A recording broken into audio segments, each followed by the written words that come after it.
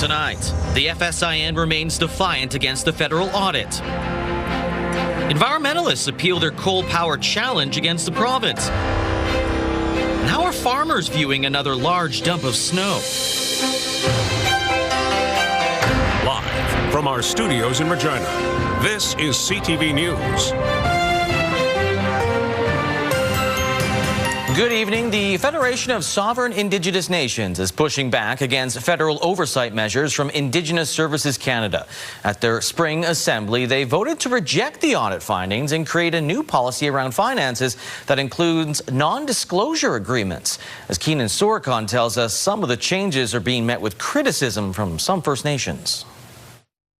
Saskatchewan chiefs gathered at the FSIN's annual Spring Assembly in North Battleford this week for the first time since a forensic audit called for nearly $29 million to be repaid. A resolution passed rejecting that audit and some new oversights, while also requiring some chiefs to sign non-disclosure agreements. The resolution says Indigenous services will change to set funding agreements moving forward, which could have a big impact on finances. These set agreements have more guardrails tied to specific activities and require any unused money to be returned at the end of the fiscal year, unlike the flexible agreements FSIN has worked with for multiple years. The FSIN says it earned the current status for flexible agreements through years of unqualified audits, sound financial management, transparency, and accountability, and this is unfairly punitive. CTV News reached out to the FSIN but did not get a response. However, Chief Bobby Cameron distanced himself from the audit findings at a separate event earlier this week. I don't get into the details, right? I stick to the high-level politics. I got Marty Paul, my chief of staff, and them that do all that, yeah. The resolution also amended financial policy, requiring any chief on the Treasury Board to sign an NDA. The zero-tolerance approach means disclosure to anyone not authorized will remove that person from the board and potential further action. Some chiefs took to social media, rejecting the idea of restricting the flow of information. The FSIN said NDAs will formalize confidentiality and clearly define the consequences of a breach. The resolution ultimately passed with 31 in favor, 12 against, and 2 abstaining. Keenan Sorokon, CTV News, Saskatoon. Saskatchewan's NDP is calling for transparency over a planned AI data center in the RM of Sherwood just outside of Regina. This is a new type of economic development for the province. Might be a great opportunity. Like, we're not fundamentally opposed to data centers, but with any type of major development in a province like Saskatchewan, there has to be public consultation, information, and the rules have to be followed. The opposition has launched a website and is planning an open house on the project next week, saying local residents have unanswered questions. It comes with a protest against the project planned at the Legislative Building over the weekend and another at an RM of Sherwood meeting on Monday, where the project is up for further discussion. If there's questions, I think there's pretty straightforward answers to those questions as well, whether it be water usage, whether it be potential noise. But there's also, I think, other information that we need to take into account is the number of jobs that are going, careers really, that are going to be associated with this investment. It's anticipated to generate up to $12 billion for Saskatchewan's economy and create a minimum of 80 full-time jobs. The project's proponent is Bell Canada, which is the parent company of CTV News. A challenge over Saskatchewan's decision to refurbish coal-fired power plants went before the province's highest court today. Applicants feeling the justice system has a role to play in addressing climate change. Donovan Mace has more on their arguments.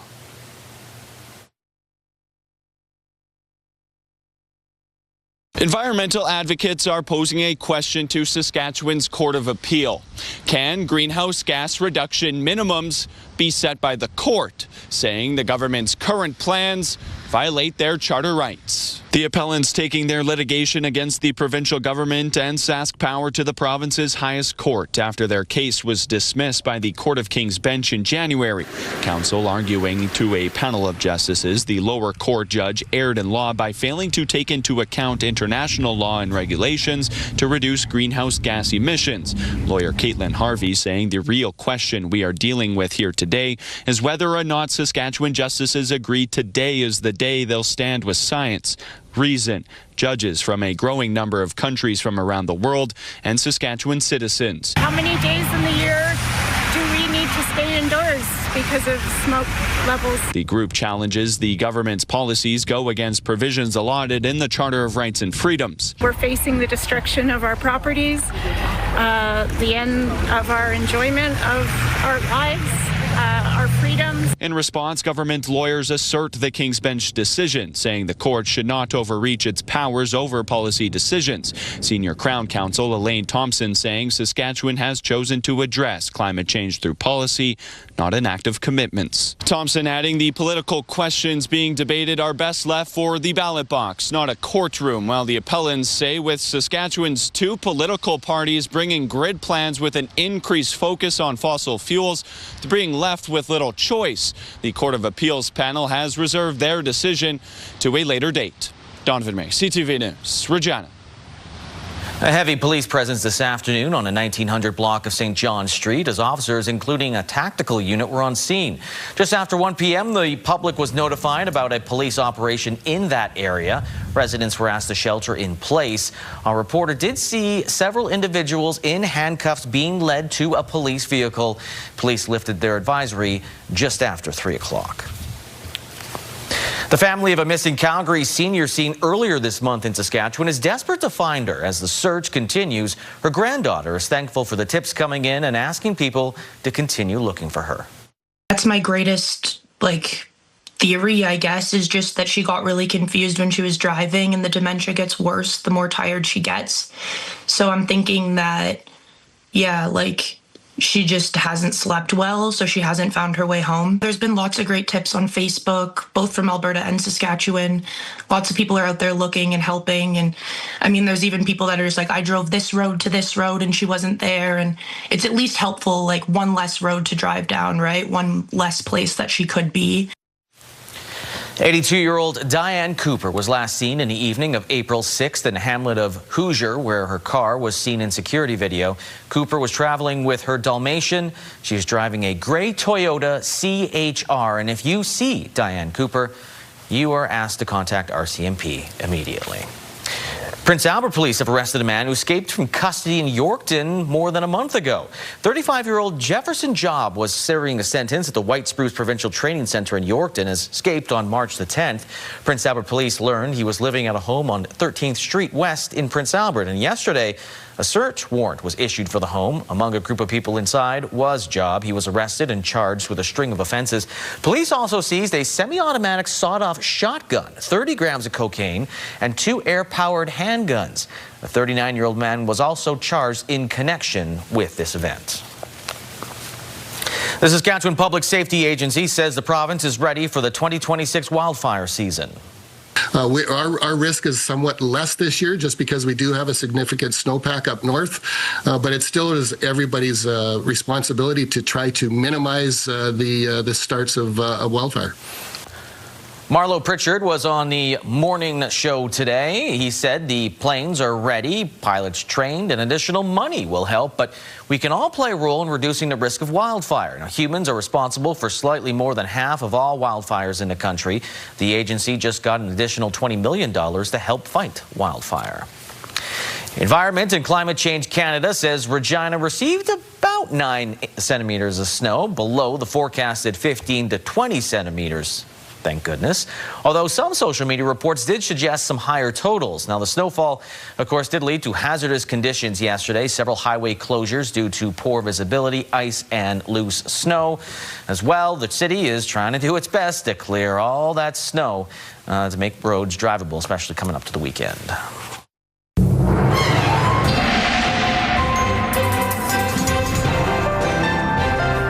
right, Sabine joins us now for our first look at weather. So yes, the snow hit us pretty hard in those couple days, but what are the temperatures going to be like as far as the melting conditions are concerned this weekend? Is there a chance? Well, we're going to see a gradual warm up. Tomorrow we'll see those temperatures bump up just slightly above zero, Lee. And then as we progress into Sunday, a little warmer. And then by the time we get into next week, that is going to be very warm temperatures. So we may see a very gradual melt, but the sun is out too. So that'll help, certainly possibly creating a slushy weekend ahead. Our temperature today, we did not get anywhere close to what our average daytime high is, which is about 11 degrees. Warmed up to about -5 late this afternoon. And on top of that, there's still a wind chill that was, last I checked, it was sitting at about -14. So still a cool day for today, but as we head into tomorrow, things will change. And you can see on the radar satellite there over the last little bit that the snow has completely cleared out.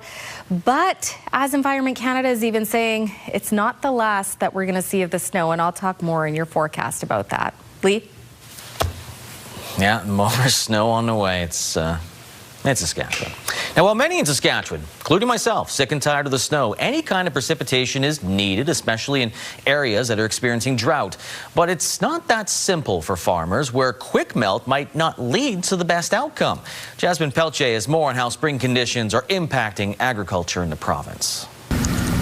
Snow remains on the ground in much of Saskatchewan, but what impact could it have for producers with seeding season on the horizon? For the most part, it is good news when we have, adequate moisture going into spring. The challenge with snow is that its melting process will impact how much moisture is left behind. The faster it melts, the less time it has to soak in and for the soil to absorb it. So that's when it becomes concerning for producers, when you get a real fast melt and the water doesn't have a chance to soak into the subsoil moisture. A quick melt also has the potential to cause flooding, especially in areas with a big snowpack like central and northern Saskatchewan.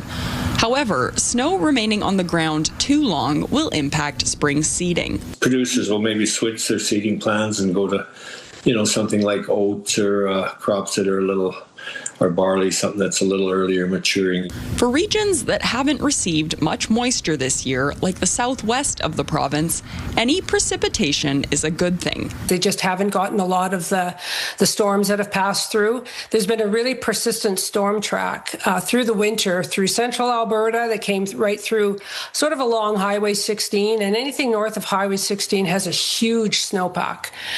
So again, I don't think they want to be accumulating it anymore. Whereas the dry areas do want it. If the melting process results in significant flooding, the Saskatchewan Association of Rural Municipalities is recommending producers look at provincial emergency relief programs. Jasmine Pelche, CTV News, Prince Albert. 26 recommendations are being passed along to the federal government to improve some of Saskatchewan's biggest industries. Through a report released in December, the changes suggested focus on the regulatory reform of the agriculture and agri-food sector. These include pest control, plastics, and drone usage, just to name a few. According to one advocate, the report needs to be taken seriously if improvement is going to happen. Tackling regulatory burden, it can be seen as a negative thing, when in fact there's huge upside to innovation, to attracting the latest and best products, to things to make sure that Canada can really reach its potential as an agricultural superpower, which it should be at where we are. The report concluded a number of regulatory burdens have remained in place for years, and the sector's full economic potential remains unmet. The government of Saskatchewan is starting to roll out a plan to increase protection against drones used by organized crime to smuggle items into penitentiaries across the province. Damian Smith has the latest. Mostly positive, but of course, with anything good comes bad things too. In operation for 6 years, Queen City Drones has found beneficial uses for the devices. Saving lives by carrying, inflating devices to somebody that was drowning in the water, and then also medical supplies to somebody that needed medical supplies in remote areas. While Beston uses drones for good, others are using them for more sinister reasons, some even smuggling items into penitentiaries and correctional centers. I just got a notification they got $320,000 worth of worth of shatter and meth. According to Selsley, 80% of the drone drops into jails have been drugs, while the government of Saskatchewan says drone smuggling isn't a significant issue in the province. It has launched a pilot project to provide early warning detection of unauthorized activity, real-time monitoring, and actionable data to support timely intervention against unauthorized drone usage around facilities. Our mobile patrols are one of the best ways for us to detect because they're operating 365 days a year, 24 hours a day. They're always our eye in the sky. Selsley says drone smuggling has increased in Canada since the mid-2010s. The concern is not the drop-off of the items in the moment, but the aftermath. The impact on correctional officers is the aftermath of having this contraband introduced. Our overdose rates go through the roof. Further entrenched the drug culture gets within the prison, the violence is a close second right behind that. Inmate on inmate, inmate on staff. Meanwhile, Beston is encouraging drone enthusiasts to use drones for good. It's a shame when people can come and hurt privilege that the good people have running these things. Damien Smith, CTV News, Regina. Still ahead, AI surveillance pricing at grocery stores is raising concerns across Canada. And Iran says they will no longer police the Strait of Hormuz.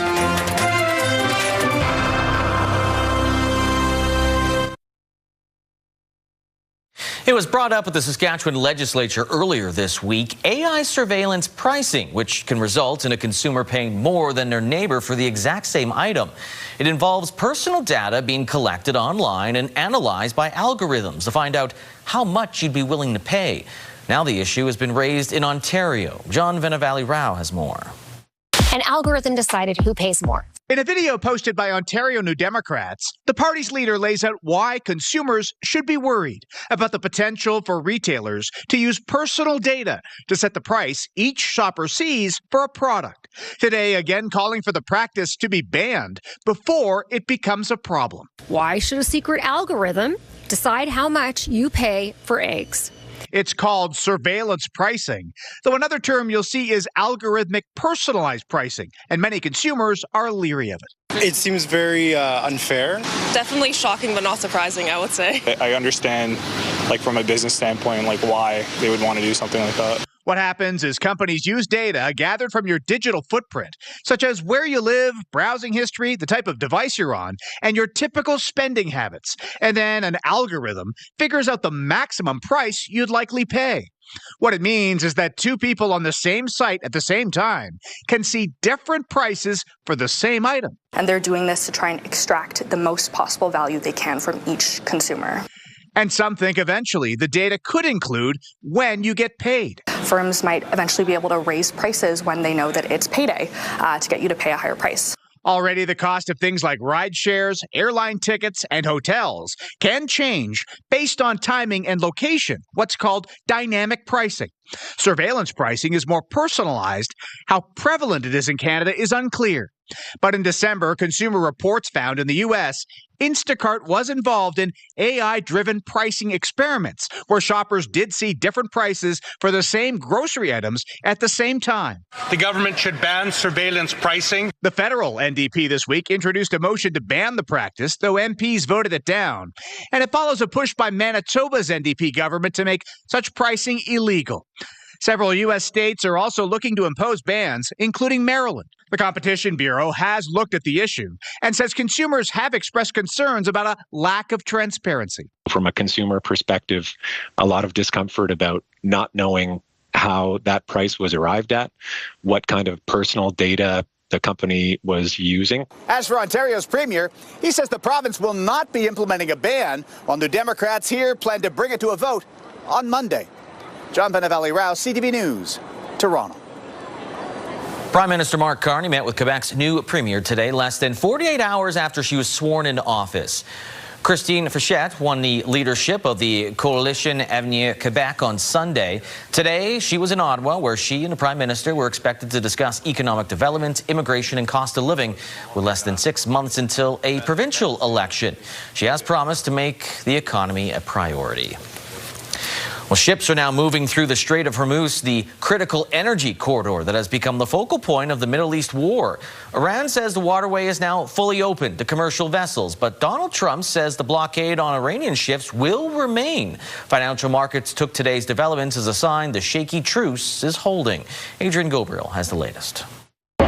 This critical waterway has been a turbulent geopolitical flashpoint for more than a month. The Strait of Hormuz, through which 20% of the world's oil is shipped, has reopened. Iranian Foreign Minister Abbas Araghchi writing on social media that in line with the ceasefire in Lebanon, the passage for all commercial vessels through the Strait of Hormuz is declared completely open for the remaining period of the ceasefire. U.S. President Donald Trump confirming the development as well, while posting on his Truth Social page that the naval blockade will remain in full force and effect as it pertains to Iran, only until such time as our transaction with Iran is 100% complete. It should pave the way for, negotiations to end this war. Or it could also be used just to put pressure on the United States with their blockade against, commerce coming out of Iran. Prime Minister Mark Carney took part in a call with world leaders today on restoring freedom of navigation through the strait. His office saying in part that the Prime Minister stressed the importance of international cooperation to protect navigation rights and promote stability for commercial shipping through a defensive framework grounded in international law. While oil fell more than 10% Friday, the average price at the pumps for Canadians remains elevated. Gas price experts are predicting an 8-cent drop by Tuesday, though that's after an 8-cent spike across parts of the country expected tomorrow. That's because of the switch to summer gas from winter gas. Then you have the drop in excise tax on Monday, and so everything's wish-washing around. This comes as Air Canada announced it's suspending flights from Toronto and Montreal to New York's JFK International Airport from June 1st until October 25th due to rising jet fuel prices that are cutting into their profits.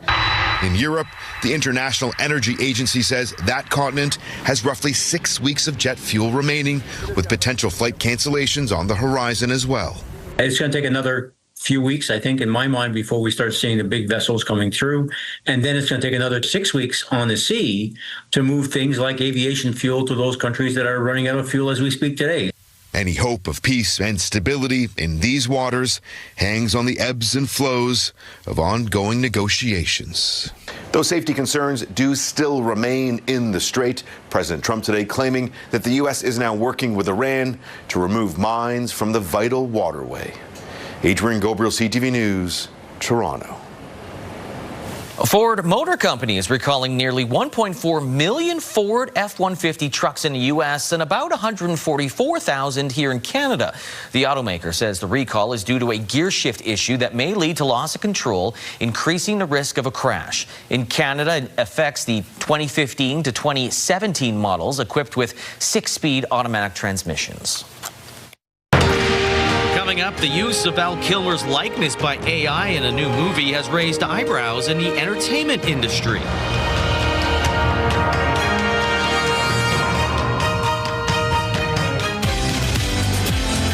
Monday, we're focusing in on artificial intelligence in Saskatchewan. The Sask AI Expo is coming to Saskatoon. We're finding out what role AI has in the province and what's next.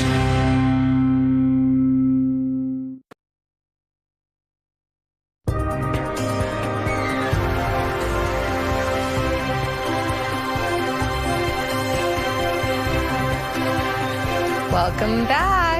We're going to get right to our forecast here of what's to come. It's not as bad as what we just had come through parts of central and southern Saskatchewan. We still saw quite a bit of that snow, blizzard-like conditions really first thing this morning with the winds and the snow continuing to fall. But late this afternoon, we saw it finally stop and the sun did come out and make an appearance. We didn't see that big of a warm-up. It was about -4, -5, and that's what we're sitting at right now with a wind chill of -12. As we head into tonight, the temperature will gradually start to warm up, and then heading into tomorrow, our daytime highs are expected to bump up above zero, and gradually as we head into the start of next week, those temperatures get back into the seasonal range and warmer than seasonal. So again, this is what we've been looking at over the last couple of hours when it comes to active weather. Not a whole lot in the southwest. And again, the parkland seeing the tail end of that snow clearing out over the last couple of hours. Now, what's to come? This is what we have. So we're going to see mostly clear conditions as the evening begin, or heading into this evening. And then the overnight, we will see more cloud cover and a slight chance of some scattered flurries in parts of southern Saskatchewan there as well, around the Swift Current area. And yes, again, in the parkland. I know they're probably sick of the snow over there for sure as well. By late tomorrow afternoon, we could see some scattered precipitation, especially just along that southern border there in the form of rain and freezing rain. Looks like it'll be more so rain, and then there is a slight chance we see some more mixed precipitation in and around the Regina and Yorkton area later on in the late afternoon into the early afternoon or early evening there. As we continue, though, that clears out. We'll continue to see mostly clear conditions heading into the during the day Sunday, and then into Monday and the start of the week we're going to see a lot more sunshine as well, and much warmer temperatures expected as well. Again, for reference, our average daytime highs are usually hovering around about anywhere between +10 to +12. And temperatures tomorrow not quite there just yet for areas like La Loche, 3 degrees with a mix of sun and cloud, 2 and cloudy for La Ronge, 3 and a mix of sun and cloud for Prince Albert, and Lloydminster, 6 degrees and a mix of sun and cloud there. Cloudy for North Battleford, but +6.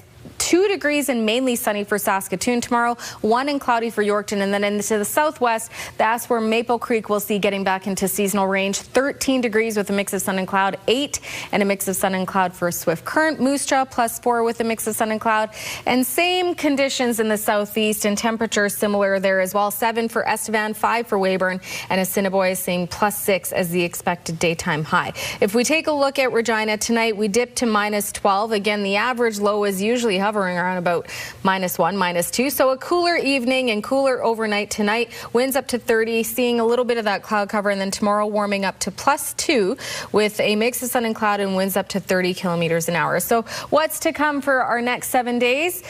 Not too bad. Well, at least for the beginning of the week, right? So 2 degrees tomorrow, a mix of sun and cloud. By Sunday, we're seeing a lot of sunshine. +6 is the expected daytime high. By Monday, we're up to 12 degrees. Sunny with the winds up to 40 kilometers an hour. By Tuesday, mainly sunny and warming to 19 degrees. So we get to our average daytime high by Monday and then jump quite a bit, close to 20 degrees by Tuesday. By Wednesday, 18, and then we start to see the winds picking up, gusting up to about 55 kilometers an hour. And this is where we could start to see that precipitation enter. So Wednesday overnight, we'll see the temperature drop to about 3 degrees, but we will start to see that precipitation making its way in the form of rain. So Thursday, we could expect to see some rain. 9 is the expected high. Thursday night, as of right now, it looks like it could be a mix of rain and snow. And by Friday, there is a slight chance we have snow in the forecast again, with the temperature expected to be just +1. And as of right now, like I said, it doesn't look like a big amount of snow coming, but we'll still have some strong wind gusts in the way, so that could just make a visibility issue. But between now and then, things could completely change as well, Lee. Absolutely. And there will be a lot of melting on Monday, Wednesday. Absolutely. Lee is just having some technical difficulties, but he did say that there's going to be a lot of melting, especially on the beginning of that week with the sun and those very warm temperatures. Well, I don't know if you can still hear me. Can you hear me? The filmmakers are calling this an award-worthy performance as a Catholic priest in a Western, except Val Kilmer himself had nothing to do with it. Movie trailers are made to build buzz. This one is showcasing a star recreated with AI after his death. Don't fear the dead, and don't fear me. After Val Kilmer was cast in the movie As Deep as the Grave, he became too sick to shoot his scenes. Now, just a year after Kilmer died at age 65 following a long battle with throat cancer, a technological and cinematic achievement portraying the actor at multiple ages in a major role. It's a very artistic process and a patient process where we build this character that he would have played. And working with his family, this is where we use family photographs, we use voice recordings. Kilmer's family gave their permission and say the actor was also on board before his death. But the digital creation is raising new questions about the ethical use of AI. Right now, we are in the Wild Wild West of AI usage. There are a few people in our Hollywood business that do love movies, that do love TV shows, and want to make the best version of those. There are others that are looking at this as the ultimate money saver for us in the future.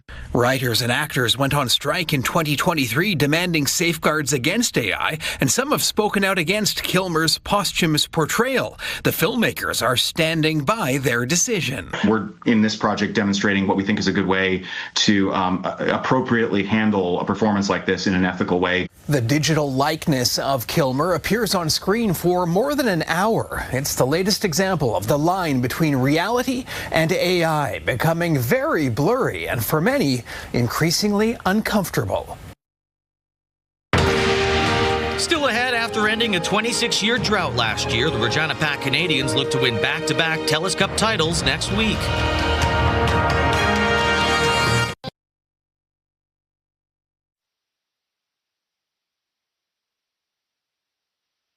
They aren't really SJHL rivals. In fact, the last time the Yorkton Terriers faced the Flin Flon Bombers in the playoffs was 1989, back when I had hope.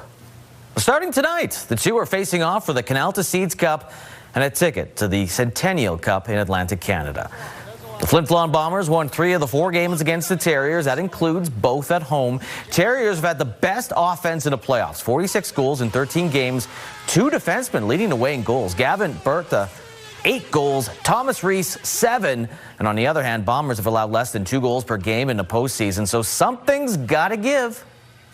We've been talking about this. You know, we figured it was Flin Flon, and we set our sights on them, especially early in the season. They gave us a whipping, 11-0 in Yorkton, and since then, actually, us and Flin Flon have identical records. So it's been probably a little bit of a collision course between our two teams, and you know, they're a fantastic hockey team, and watching through video, they've only gotten better since the last time we played them. But I think we have too. Now, Game 1 just got underway in Flin Flon. You can watch the game if you have SaskTel Max or a Flow Hockey account. Well, Regina Pat's season might be over, but a couple of their young stars are going for national glory at the TELUS Cup. Last year, the under-18 Pat Canadians won their first Canadian title in 26 years. And next week, they'll look to join Notre Dame and Prince Albert as Saskatchewan teams that win back-to-back Canadian championships. Jacob Carr has more. Schultz closing, wrist shot!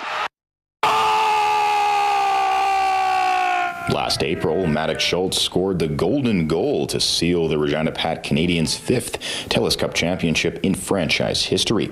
And while it will be hard to top a national championship gold medal overtime winner, Schultz and company will be looking for a repeat of history when they head to Peterborough for this year's tournament. It was super surreal last year. Obviously, wasn't even supposed to be in the league, so it's cool to, score that goal. But, I think it was the whole team in that game that kind of just bought in and, did what was needed to win. The old saying is familiarity breeds contempt, and Regina will be facing off with a few teams they faced in last season's tournament. The Okanagan Rockets and Chevalier de Lévis are back in the dance, and for Pat Canadians goalie Adam Montaigne, he says that familiarity could be advantageous. Like Quebec and Okanagan were there last year, and I looked at the roster. They're a little bit different, but we know their play style. We know what they're wanting to accomplish, and we're just going to have to focus on what they're wanting to accomplish to be good. Regina is well aware that repeating as champions will be no easy feat. They will be gunning to be the first to do so since the Red Deer Chiefs in 2012-13. And Schultz knows that it's going to take a full team effort. I think some of the older guys in this team that were part of the team last year are kind of going to lean on the young guys to, battle. It's going to take a lot to, win, and back-to-back is pretty hard for a group to do. So like I said, I think we got the group to do it. The Pat Canadians get their tournament underway on Monday night against the host Peterborough Petes. Jacob Carr, CTV News, Regina. Well, NHL playoffs are almost upon us, but which Canadian team is Saskatchewan cheering for this year? Angus Reid tried to find out. They had a poll of the 3 Canadian teams in a mix, and the Edmonton Oilers have the most backing in our province at 54%, according to respondents. In second was the Montreal Canadiens at 13%, Ottawa Senators at just 4%, 3% that chose none, and 27% said they don't care about hockey at all. Breakdown of this is on ctvnews.ca. And an event is coming to Regina that proves age is just a number. The Queen City will host the 2028 Canada Senior Games. Now, the last time that was here was back in 1996. The event features 15 different sports, including pickleball, golf, bowling, athletics, curling, and a lot more. It'll run for 4 days from August 21st to 24th. Still ahead with groceries prices up, vegetable seeds are a hot commodity.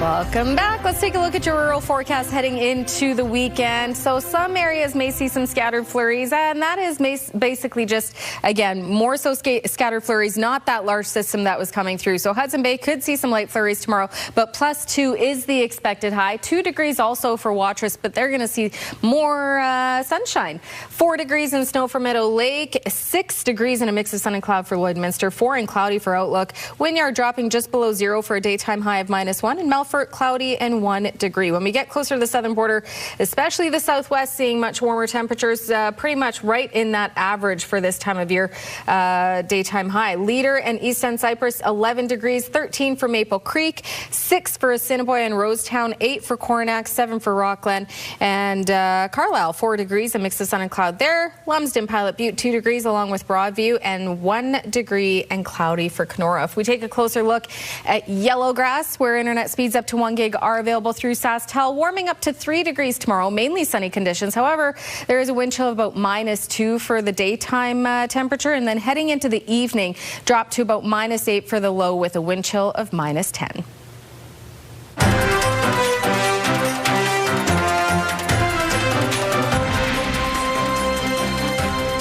It could be a homegrown solution to Canada's affordability crisis. More and more Canadians are tapping into their green thumbs in hopes of cutting costs on their grocery bills. Alison Bamford takes a look at the hobby sprouting in popularity. We are finding the supply is limited. A growing trend for the last couple of years at this Saskatoon garden centre. We have more potatoes coming later today. But now more than ever, customers are eager to get their hands dirty.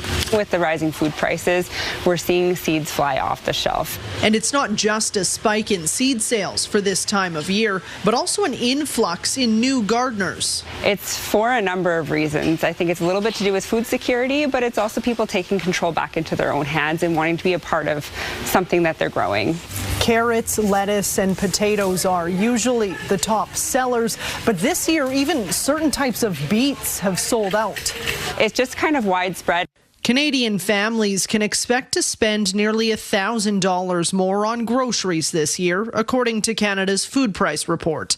Price tags on produce, dairy, and meat could shoot up even more than expected, with fuel surcharges adding to the cost of transporting food. Even if my yields last me up until Christmas or January, February, I would see that as a win. Kristen Rainey is a flower farmer by trade. So we have a couple of different lettuces. But this year she's planting more vegetables to feed her family. In gardening, there's maybe not as much for cost savings, but it's more just having the food available. Agri-food experts say that can be especially true for beginner gardeners. Upfront costs for tools and supplies might be more than they expect. Gardening is a lot of work, and it's actually quite costly. If you're planning to start this year, you need to commit for several years in order to save money. For those who've been gardening for years, they say the trick is to start small. Start with things that you know you're going to use. And grow from there. Alison Bamford, CTV News, Saskatoon. All right, canola street price, no movement. It's at $648, 3 cents per ton, while the futures price down $12.50 to $697.90 per ton, past that 700 mark. Amber durum wheat, $278, 59 cents per ton, while the red spring wheat is down $1.03 to $284.43 per ton. Feed barley, $250, 88 cents per ton, while flax is $630, 54 cents per ton. Those prices courtesy of Bunge and Ice Canada Futures. As for your stock markets, the TSX up 294 points, the Dow Jones up by 868 points. Canadian dollar, it went up 0.08 of a cent, and as a result, it has jumped past the 73-cent mark of U.S. to 73.05 cents U.S. Commodity front, gold up $40.28. West Texas Intermediate crude down $8.58, maybe to the news on the Strait of Hormuz. And WCB, which is Western Canadian Select crude, is up $2.29. So gas in Regina, no movement yet. It is at $1.69.9 per liter, but we are expecting to see it drop, of course, on Monday when the tax is taken off the federal portion of the gas tax.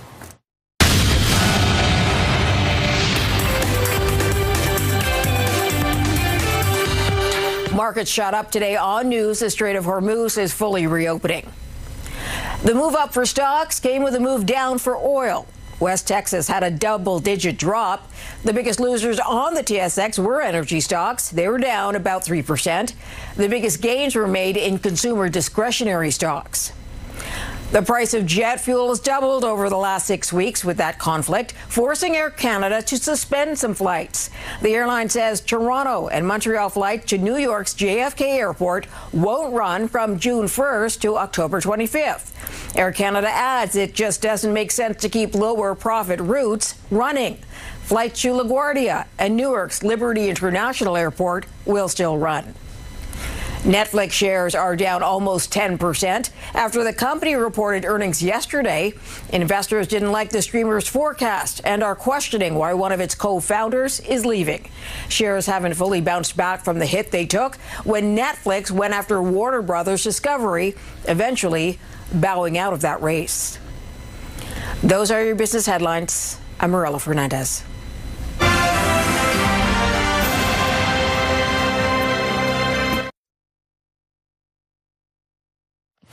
Coming up tonight, we've got Celebrity Jeopardy, then Happy's Place, Children Ruin Everything, Boston Blue, One Big Bang Theory, E-Talk. Lots on the go tonight for your Friday nights.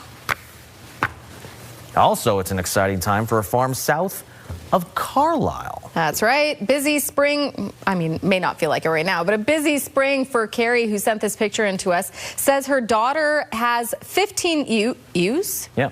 She lambed out this spring. She has almost 40. And this week, one of them gave birth to quadruplets.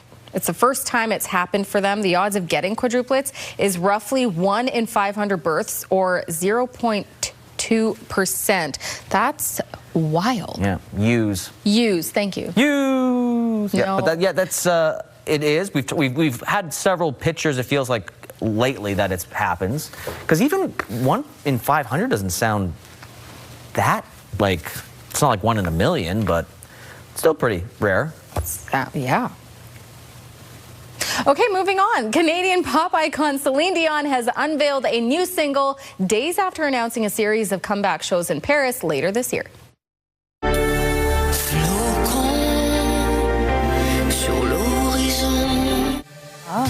That is not her. No, well.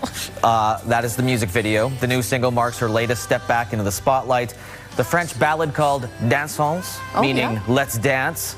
The pop star stepped away from performing because of those health issues that forced her to cancel the last world tour she had, but reemerged a few years ago, including that quick performance at the Paris Summer Games. So good. And then at the NHL draft, she showed up once, so. She's hilarious on social media. Oh, is she? Oh my gosh, so funny. Follow her. That's all I got. Follow her.